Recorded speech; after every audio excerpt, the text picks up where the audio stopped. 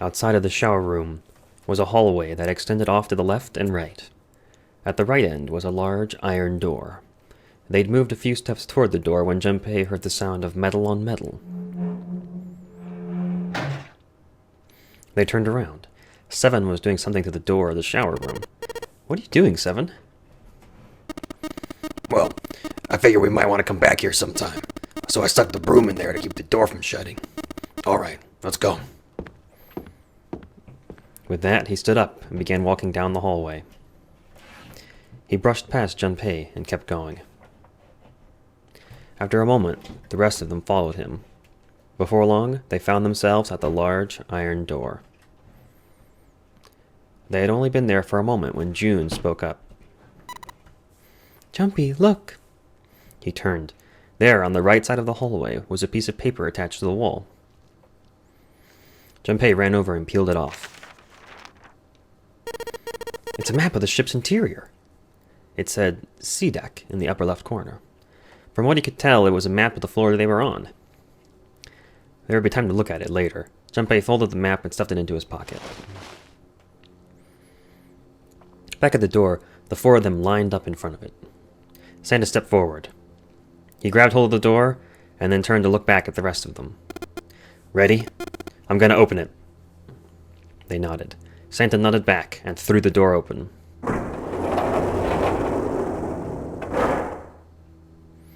All four of them leapt through. It took only a moment for them to realize where they were. They had been there only a short time ago. It was the large hospital room, filled with countless beds.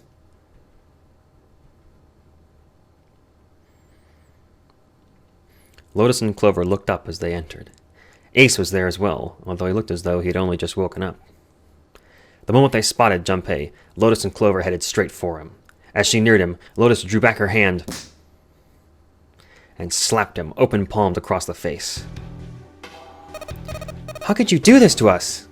Her voice was furious. She grabbed Junpei by the collar and shook him violently.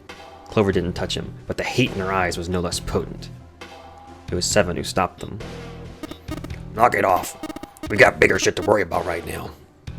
His deep voice echoed across the massive room. Lotus glared at Seven, but let Junpei go after one last vicious shake. "What?" Go have a look. Uh-huh. I stuck the screwdriver in the door. That door over there. The one without a number. So long as the screwdriver's there, it can't shut, so you can get in there.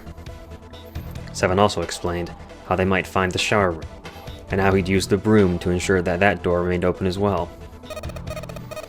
"So you're saying we can go in there without passing through the numbered door?" Yeah, that's about the size of it. "What the hell is in there?" You'll know when you see it. Lotus and Clover looked at one another for a moment, then nodded and stepped through the door. By then, Ace had made his way to them, moving with the stiff, shuffling steps of someone who has only just woken up from a lengthy slumber. "My goodness. I know I said I was sure you'd come back for me. I didn't think it would happen so soon, though."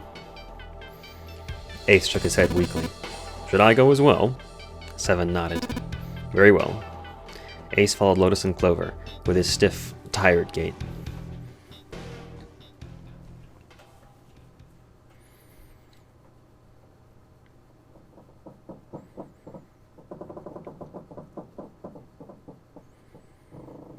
The squeal of tortured metal made Junpei's teeth curl.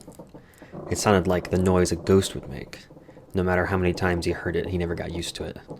Every time it put him on edge. It didn't help that there was a girl nearby who looked far more like a ghost than a living human should. It was Clover. She sat on the edge of the bed, her head drooping listlessly onto her chest. Her eyes were blank and stared across the room at nothing. Her breathing was slow and mechanical. Aside from the rise and fall of her chest, she didn't move. Junpei felt as if even a nudge might cause her to shatter into 1,000 pieces. Snake was probably murdered. Chances are, he was killed the same way the ninth man was. Seven lowered his voice, likely in an effort to keep Clover from hearing what he had to say. There were 4 other people in the room with Junpei and Seven: Ace, Santa, June, and Lotus. Seven looked at each one of them in turn and continued. It's It's pretty straightforward. Not that hard to figure out how they did it. First, the killers got Snake to authenticate on the red door. On the red to open door 3. Then they shoved him into it, alone, and waited 9 seconds for the door to shut. Once that door shut, it was over for Snake, but he didn't give up. He probably knew it wouldn't do him any good, but he probably ran into the shower room, looking for the dead. It was a small chance, but it wasn't like he had anything to lose. Unfortunately, it didn't work. The detonator's only deactivated if everybody who authenticated when they went in uses the dead. And then 81 seconds after he was shoved in, that happened. I see. So that's what you meant by killers, huh? You'd need at least 3 people to open one of the numbered doors, including Snake. It wouldn't open for Snake and a single killer. Exactly. That means we're looking at multiple perps here. Junpei crossed his arms and grunted. Well, just in case, I want to make sure. Let's say you're right. When do you think Snake was killed? When we all split up to look for the parts for the Reds, I think. Right after that was when we noticed he was gone. That means none of us have alibis. We were all off searching the rooms we've been assigned, looking for those parts. Yeah, that means anybody could be a killer. Wait a minute. What are you talking about? June seemed shocked. How can you say one of us is a killer so casually? Well, not just one of us. If I'm right, then at least 2 of us are murderers. Why don't you calm down a bit, Seven? What are you going to gain by being so suspicious? That's what Zero wants, you know. What? 0 wants? Exactly. This game was set up by Zero, wasn't it? Any game has a winner and a loser. Whoever makes it through door 9 is a winner, and those who don't are the losers. Zero is trying to make us fight against one another for that victory. Then you're saying that Zero is trying to split us up by making us fight each other? Yes. Damn these voices! Yes, that's why we can't let ourselves fall prey to suspicion. We have to trust one another and form a strong bond of friendship. Otherwise, we'll end up ensnared by Zero's manipulations. Then, does that mean that the person who killed Snake? Yes, almost certainly Zero himself. If there's anyone we should doubt, it should be Zero. He masterminded this game and kidnapped all of us. Doesn't it seem reasonable that he would have killed Snake as well? Junpei hadn't really considered that. If Zero had killed Snake, then Zero was on the ship with them. Was Zero still on the ship with them?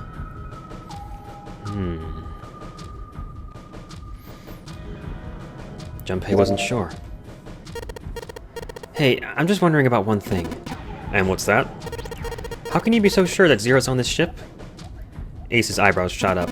Really, Junpei? I confess I'm a little disappointed. Usually you're rather sharp. Isn't it obvious? Obvious? How so? This ship. Huh? Zero said, "this ship," several times when he addressed us. I'm Zero, the captain of this ship. The purpose of the game is simple. Leave this ship alive. As you have no doubt surmised, this ship has begun to sink. If he weren't here, he wouldn't say this ship, would he? He'd be saying something like that ship, or the ship. Oh. Yeah, I guess that makes sense. Ace's explanation made perfect sense. Junpei felt a little foolish he hadn't seen it himself. Still, he was left with a question, and it was one of no small importance. If Zero's on the ship, where is he? Suddenly, everyone went very quiet. The silence was cold and clammy, and Junpei could feel it crawling across his back and around his throat. Again, he heard the ghosting, moaning noise, and moments later, a person who looked more ghost than human appeared. It was Clover. She looked at the floor as she spoke, and her voice was a cold monotone. I think Zero is one of us.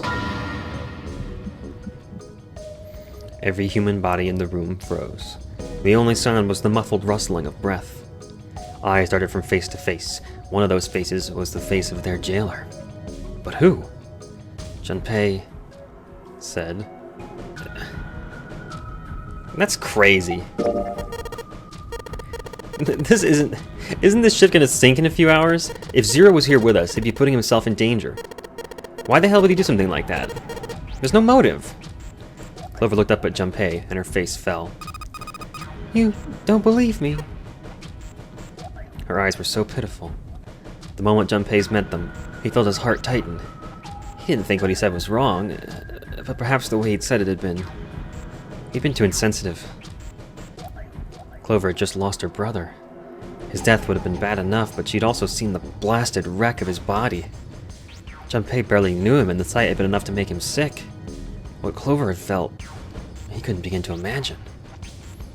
In the mental state she must have been in, it was understandable that she would look at those around her with suspicion. She felt everyone was against her. The least Junpei could have done was try to understand what she was feeling. He felt ashamed of what he'd said. Perhaps, he thought, I should apologize. But before that apology could begin... Clover, I understand what you're feeling. You don't feel that you can trust any of us. Ace had beaten Junpei to the punch. As he spoke to Clover, his face was calm and friendly. But you have to understand, the more we distrust one another, the further we fall into our true foe's trap. Zero was the one who did those horrible things to your brother. Do you want to let yourself be manipulated by someone who could do such a horrible thing? Clover didn't answer. She didn't even look at Ace. The whole time her eyes were on Junpei. He could feel Clover's eyes boring into him. They were the color of a deep winter lake. Junpei saw no suspicion in them, only sadness. Then, in that horrible silence,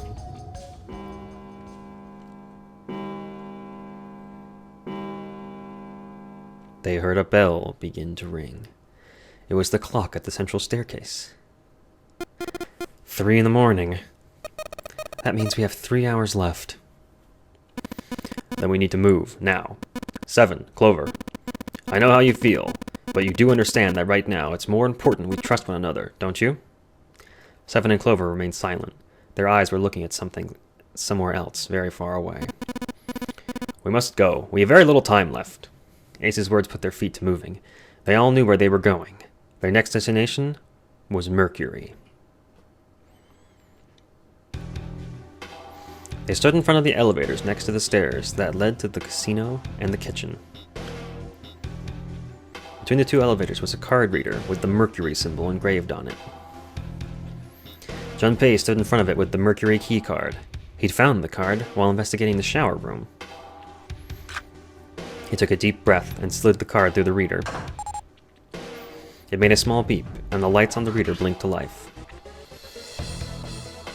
Now they were ready. 7 people, including Junpei, climbed into the elevator.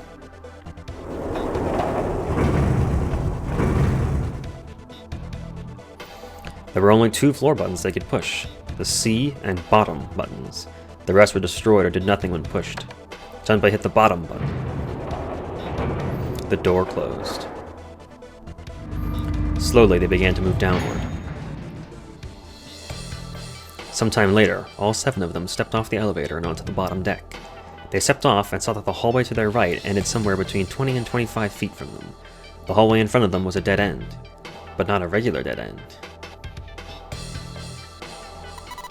This is a numbered door. Yeah, it's door 2. Immediately they began to discuss who would go through it. Their earlier experiences had shown them that they would meet again, regardless of which numbered doors they took. As a result, there were no arguments this time. Instead, they concerned themselves with who would be sent in to investigate what was beyond the door. The first to volunteer was 7. Junpei followed suit, which meant Lotus was, by default, the 3rd member.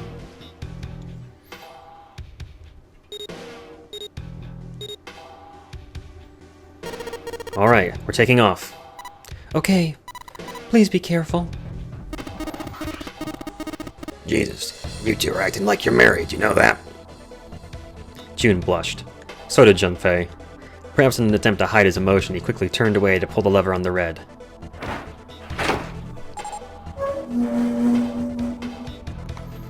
The door opened. As they'd come to expect, there appeared to be a short hallway on the other side. Alright, let's go. Lotus was the first through the door. 7 was next, and Junpei brought up the rear.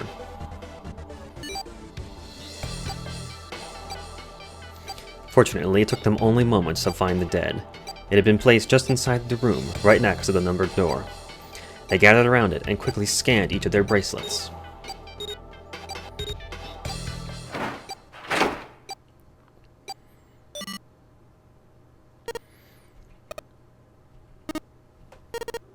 It stopped. Yeah, it stopped. Junpei could feel his heart pounding against the inside of his ribs. Seven and Lotus were breathing hard and fast. It was the third time they'd been through the process, but they had yet to grow accustomed to it. Not that Junpei wanted to. He planned to finish the game before he got a chance to let imminent death become commonplace. Junpei looked around again. It was a short hallway, with 5 doors along the walls. There were 3 doors along the left wall, and a single one on the right. At the end of the hallway, the 5th door was covered by a thick metal plate. Junpei didn't think they'd be able to open it. After taking a look around the room itself, Seven spoke. Alright, let's get started. I think we'd probably better split up. You two okay with that? Yes, no problem. Sure thing. Seven nodded to them and stepped into the room closest to him. Lotus looked at the doors for a moment, then headed for the one in the center. At last, Junpei was left alone. Well, I guess I better get started too. He looked intently at the remaining 3 doors.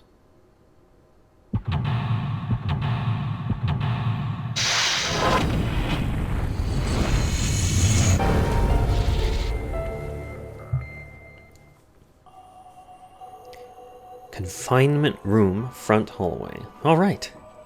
Another puzzled section. So you can see here on the left side of the hallway there are 3 doors. One on the right and one at the end. Let's first rule out some obvious ones. There's a door in the back. I wonder where it goes. I thought of that, and I tried a couple things, but yeah, same result. Guess Seven wasn't about to do anything. Oh well. The door won't open, basically. And over here... Emergence. There are a bunch of tiles on the door that's called emergence. Emergence. Maybe it means we need to emerge out of here. That could be the exit.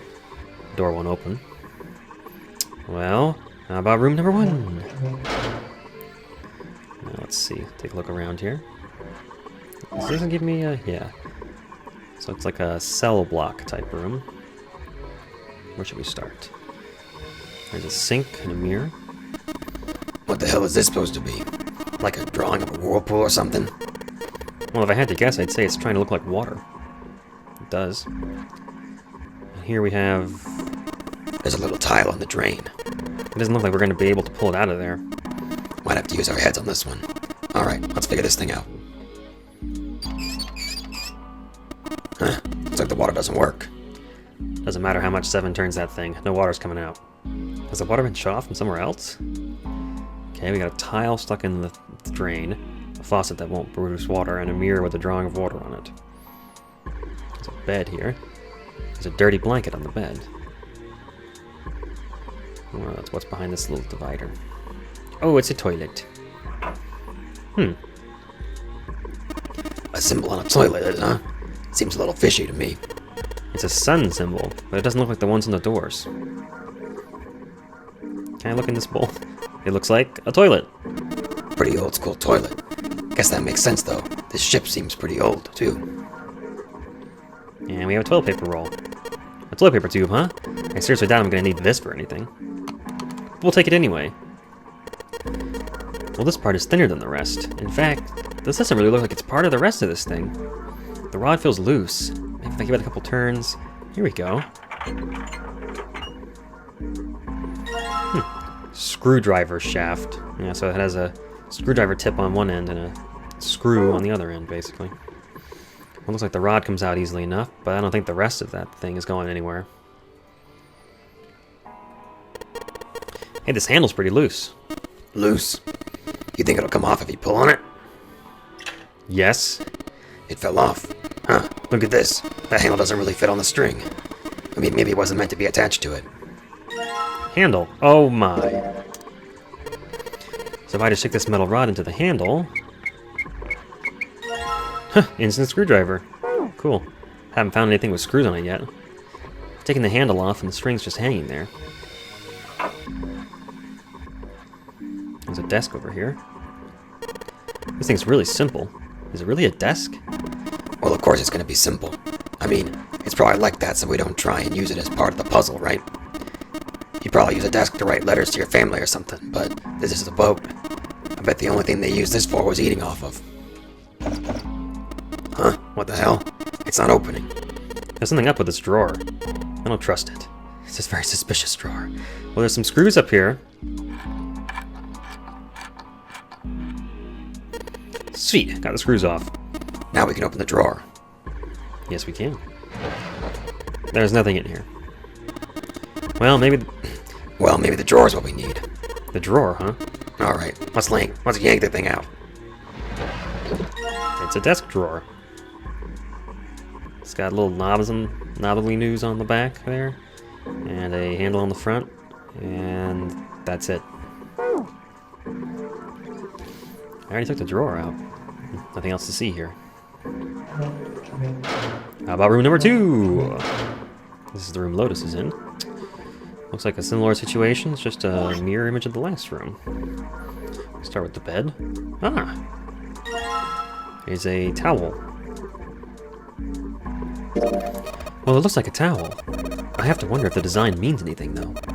Maybe we should consider what the design might be. Perhaps that'll give us a hint. Well, this looks familiar now. This towel looks like a combination of what's drawn on both the mirrors. This looks like just like part of the design on the towel. Do you think that means anything? On the towel, it looks like water is flowing from the river to the spring. Do you think that means we need to make water flow from here? Well, let's try it. There's no knob on this faucet. There's no way we can get water out of it like this. If we can find a knob or something that'll work as one, we should be able to get water to come out of this. Well, it is how sinks work. Desk drawer. Again, empty. Something in the drawer. Yeah, something's not right, though. That handle on the drawer doesn't really fit, you know? It looks messy. Why don't you take it out? Whoa, hello. This one has a mirror? So there's a mirror on the other side of this drawer. Interesting. It's kind of an odd shape, and it looks like someone attached the handle with a screw after the fact. Oh. So maybe I can unscrew that too. If I use the screwdriver on the screw in the center of the handle, we get a knob. Nice. And a drawer with a mirror on the bottom. Well, let's knob the knob, shall we? Sweet. The handle fits onto the faucet perfectly. Now I can turn the water on. Turn the water on. Junpei, what are you doing? It's pretty obvious, isn't it? I'm running the water. I can see that. I'm asking you why you're just letting it run like that. Think about it, Lotus. This faucet didn't have a knob when we found it, right? What do you mean? Just watch. Any time now. Hey, water's filling up. Doesn't that just mean the pipes are clogged? Oops, let's turn it off for now. So, did anything change? The water stopped flowing. Thank you, Mr. Obvious. Ugh, Junpei, I'm leaving this one to you, alright? This thing's totally filled with water. Interesting. What's back here by the toilet? The paper seems to be pretty old. Ew. How the hell can you touch that?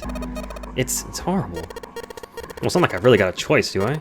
It's not like I want to. Just hanging from the wall. Well, if we're pulling the string, then it must be the toilet that flushes. A moon? What a filthy, disgusting moon. Yeah, it's pretty filthy, but it's a precious hint. Let's remember it, alright? We have the sun and moon toilets. Interesting. Back to door number 1. We check out the sink now. It's full of water. And the tile that was in the drain floated out. It has like a red and blue crisscross pattern on the front. Nothing on the back. So we got this tile, and it's got these red, blue, and gray lines. What the heck does this stuff mean? Hell if I know. Junpei put the wet tile into his pocket. He was about to turn away when there was a noise behind him. He spun around to see Seven kneeling on the floor. His face was rigid and pale. Droplets of sweat covered his forehead. Hey, what's going on? You okay, man? He was concerned. He'd never seen Seven like this before. Slowly, the other man lifted himself to his feet on shaky legs. Yeah, I'm fine. I just got a little dizzy, that's all. His face was pale, and his breathing was heavy. Sweat was pouring off his face and staining his shirt. He was many things, but fine was not one of them. Are you sure? You don't look so good. Seven didn't answer. Half of his face was twisted, as if distorted by extreme pain, and his eyes were glazed. Finally, he spoke. What am I doing here? His words made no sense. What are you talking about? We opened the number 2 door and walked in here. Don't tell me you forgot. No, that's not what I mean. He shook his head several times as if trying to clear something from it. It ain't much, but I think some of my memories came back. I think I've been here before. Huh? I said I've been in this room before. You were here? When? Why? Oi, light, Nona. Suddenly, Seven was mumbling to himself. There were words Junpei didn't understand. Seven's hoarse voice trailed off, and Junpei couldn't make out what he said. What the hell was that? Seven's brow furrowed furiously, and he ground his teeth back and forth. It's right there. I feel like I'm this close to remembering anything. I just can't. Seven stopped, frustrated. He pulled his hat off and ran a hand through his hair. Then suddenly, he looked up, his eyes wide. That's right. An experiment. There was some kind of experiment going down on this ship. An experiment? What sort of experiment? They were trying to control people. Or something like that. Junpei didn't know what to make of Seven's story. Instead, he simply stared as Seven continued. Oi, Light, and Nona. Those were their names. Well, some of them. The kids that were in the experiment, I mean. I think there were 4 or 5 more, but I don't remember all their names. Yeah, that's right. That's why I'm here. Seven began to mumble to himself and wander aimlessly about the room. He looked confused. So far as Junpei could tell, the man was simply rambling, and there were odd twitches to his movements. Experiment. Cradle Pharmaceutical.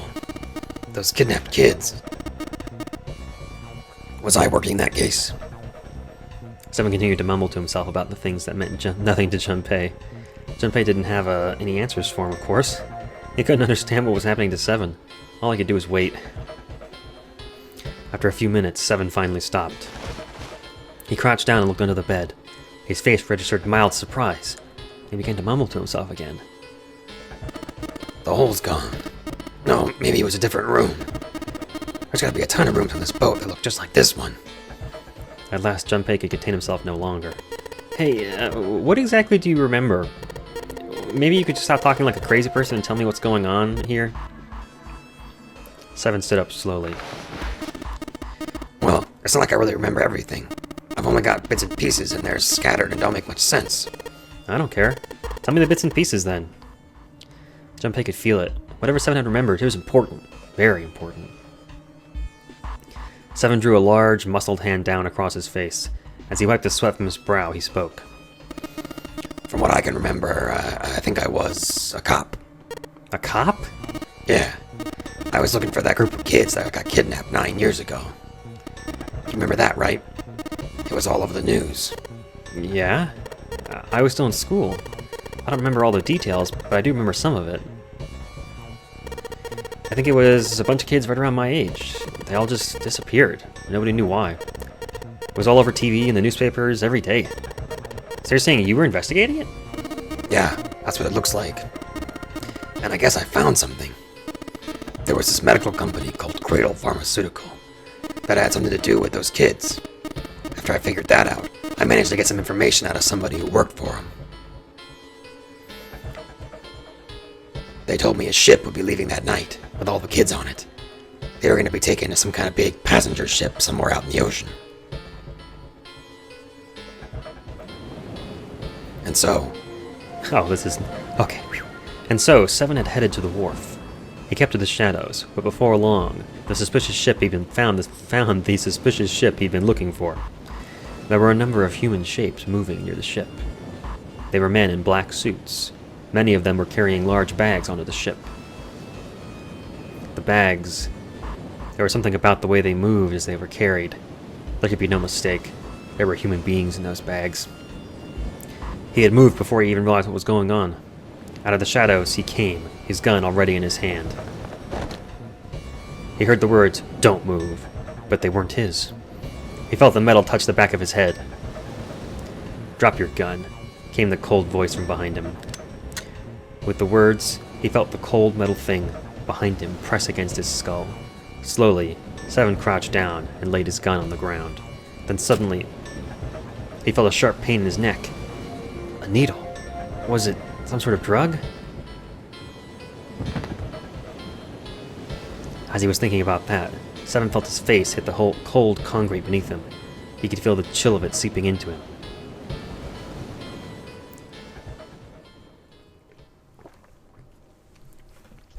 Oh, damn it! Shit, my head hurts. Seven woke to find himself lying on a hard floor. He twisted his neck to peer around the room. Where am I? There was a small, shabby bed and a dirty sink. A toilet with no stall or privacy of any sort. As a cop, it was a place Seven had seen all too often. I'm in a cell, huh? Opposite the toilet was a door set into the wall. Seven struggled to his feet and hobbled toward it.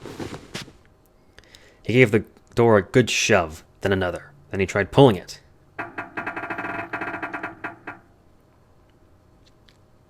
It didn't open. Well, that was about what he'd expected.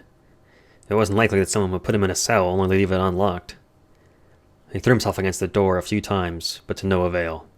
I knew it. Seven grumbled to himself as he moved back toward the bed. He sat down.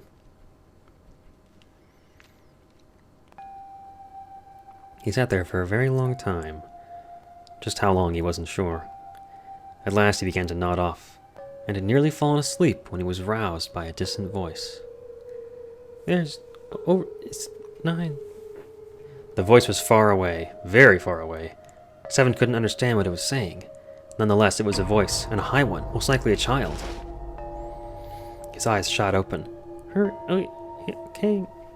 As he listened, he could pick out several different, distinct voices. There were at least 5 or 6, possibly more. Where were the voices coming from?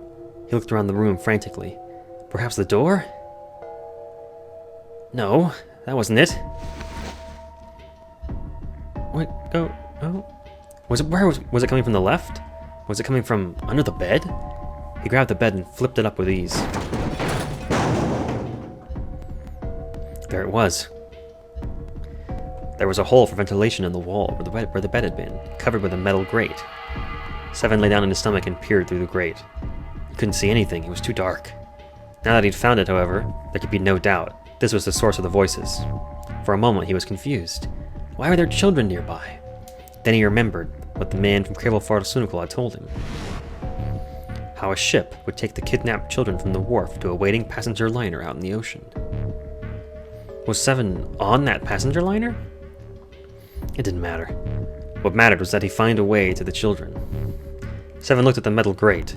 Could he fit through that hole? He stuck his fingers through the grate and grabbed hold of it.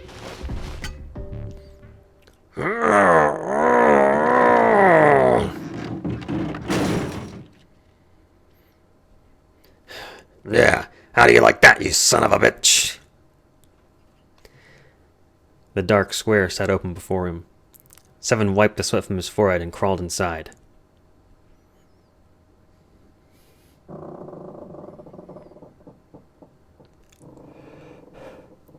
Junpei waited for Seven to continue his story. The longer he waited, however, the clearer it became that Seven had no intention of doing so. He had gone silent and simply stared off into the air, his eyes blank. Hey, what happened after that? He'd waited long enough, but Seven shook his head. I don't remember what happens after that. I think I found some kind of door out of the duct. And I think I found some kids, too. Oh, man. Why can't I remember what happened next? Oh, man. What happened to the kids, Seven? Did you save them? I don't know. I don't know if it was me. I've got this feeling. I think one of the kids died. A girl, I think. Huh? Deep in his heart, Junpei felt something very cold. Seven's head dropped, and Junpei saw in it a look of sadness, the likes of which he had never seen on the man before. The large man's eyes blinked rapidly, as if he were fighting back tears, and he swallowed hard. His sigh was like the melancholy setting of an old, abandoned building. He shook his head and spoke. Anyway, just please don't ask me any more, okay? I really don't remember anything else. After that, Junpei could hardly try to force any answers out of the other man. There was nothing more he could do. Instead, Junpei turned his mind to trying to make sense of what Seven had told him. The children who had been kidnapped 9 years before. Apparently a company called Cradle Pharmaceutical had been behind the kidnappings, and had taken the children on to the ship they were now on. They had been brought to the ship for an experiment. Something to do with controlling human beings, Seven had said. The 16 children who'd been kidnapped were the subjects of the experiment. Seven had said that 3 of their names were Aoi, Light, and Nona. That was the new information. He'd also learned that Seven was, or had been, a police officer. Still, there was little he could do with this new information. He learned nothing about the nonary game or Zero. He had no idea why they'd been brought to the ship that had been the site of those experiments 9 years before. Junpei couldn't forget what Seven had said. The purpose of the experiment had been to control human beings. Could such an absurd experiment really have been conducted? Before long, Junpei realized he had spent quite some time in deep thought. No time for that, he chided himself. He had work to do. Junpei shook his head quickly to clear it, and returned to his investigation, thoughts swirling in his mind.